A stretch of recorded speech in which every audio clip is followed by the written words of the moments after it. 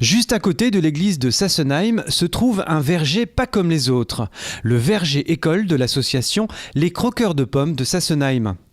Alors l'association elle a été créée en 2011 et sur les chapeaux de roue on a des idées de créer un verger-école qui est ici là. Et ce verger-école on l'a créé dans le sens où les gens dans les lotissements ils ont plus beaucoup d'espace pour planter des hautes tiges et des demi-tiges.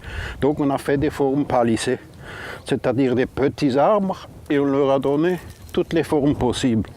Et chaque rangée a un mode de conduite et une particularité.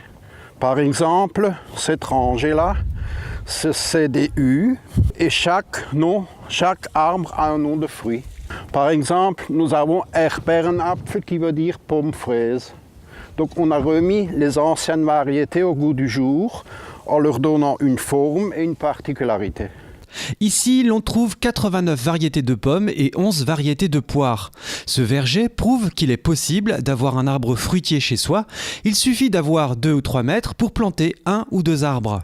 L'association a pour but de sauvegarder, restaurer et développer la ceinture des vergers autour du village.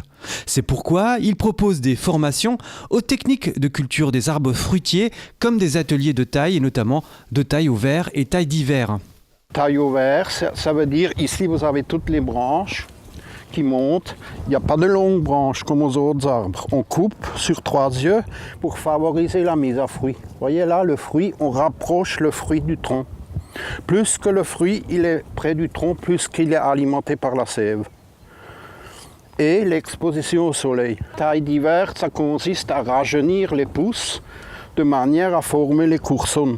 Les coursonnes, c'est ça, les petites branches là, qui vont se mettre en fruit l'année prochaine. L'association a aussi mis du paillage pour garder l'humidité du sol. Et pour traiter le moins possible les arbres, ils ont décidé de planter des œillets d'Inde ou encore de la lavande pour attirer des auxiliaires comme les coccinelles, les abeilles solitaires ou les pince-oreilles. Tout est prévu pour protéger au maximum le verger. Claude est d'ailleurs très à cheval sur la propreté des outils. C'est très important de désinfecter les outils avant la taille. Et il est situé à l'entrée du verger. Chaque moniteur qui rentre là-dedans, il est obligé de désinfecter son secteur. Parce que s'il taille dans un balai de sorcière et il taille là-dedans, il propage le virus. Les membres de l'association se retrouvent régulièrement, toutes les semaines, pour entretenir et embellir le verger-école. Ils ne sont pas en manque d'idées et prévoient même de restaurer ces vieilles maquettes représentant les bâtiments principaux du village afin d'agrémenter leur beau verger.